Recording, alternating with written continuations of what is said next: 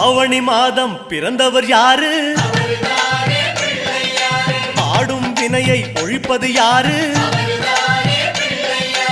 ஆதவன் வணங்கும் தெய்வம் யாரு? பூமியை தாங்கும் புண்ணியன் யாரு? அனலாசுரனை தின்றது யாரு?